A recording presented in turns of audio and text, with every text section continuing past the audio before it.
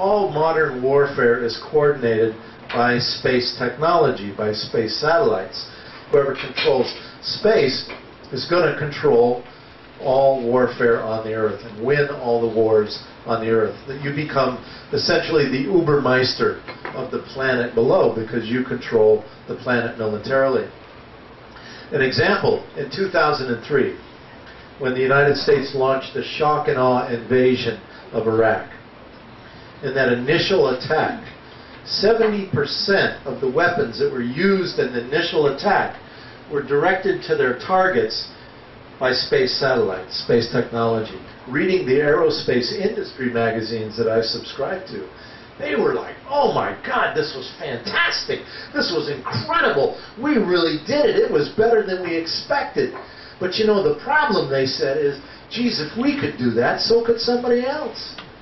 So we got to make sure that nobody else has that capability, and more importantly, has access to space. But literally, they are talking about developing the capability to view every place on the planet, to see with satellites, to intercept all communications, to hear everything on the Earth. That's what the NSA does, this whole wiretap program. They're using computers to literally intercept all phone, fax, and email communications around the entire planet. It's called Project Echelon. And the United States has set up Star Wars bases, listening posts all over the world.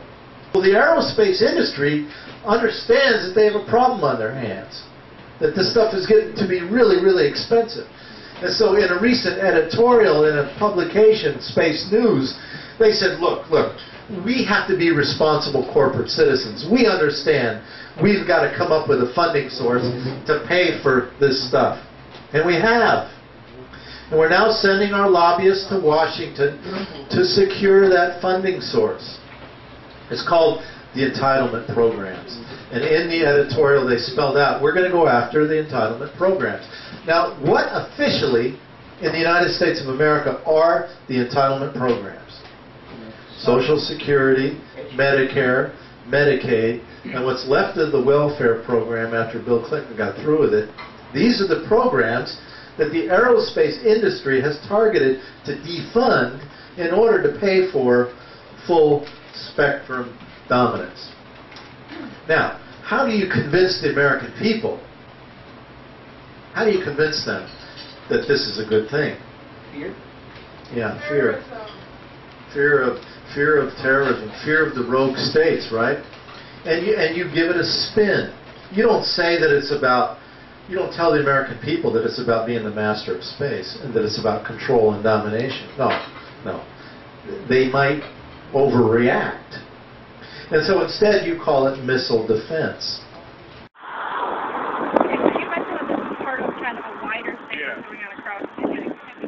We're part of a global network, the global network against weapons and nuclear power in space. And about 24 countries are part of that network with their local groups. And one thing the last several years has been everybody does something during this week. Everyone knows that so-called missile defense won't work. Having a bullet hit a bullet in deep space won't work. The testing program has not been going well. But it doesn't matter because it's never been about defense anyway. It's not supposed to work. It's never going to work. They don't care if it works because it's really about infusing the military-industrial complex with hundreds of billions of dollars so that they can develop full-spectrum dominance, so they can control space and the Earth below to the benefit of the multinational corporations.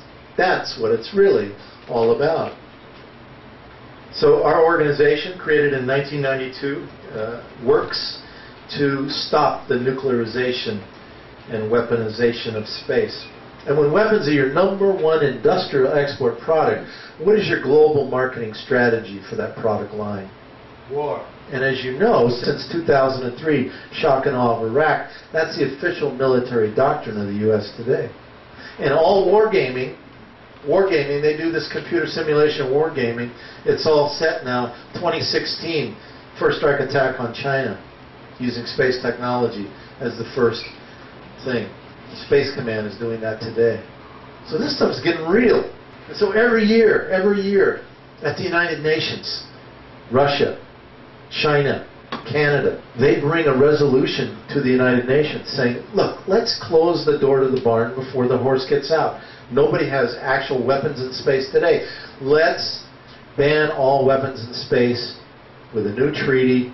Let's do it. Everybody votes yes. And to this day, the United States and Israel are still blocking the development of the treaty. Colorado Springs, where the Space Command, Air Force Space Command is headquartered, has 5 military bases today. They have a population of 357,000 in that community, and 47% of the people in Colorado Springs work for the military-industrial complex.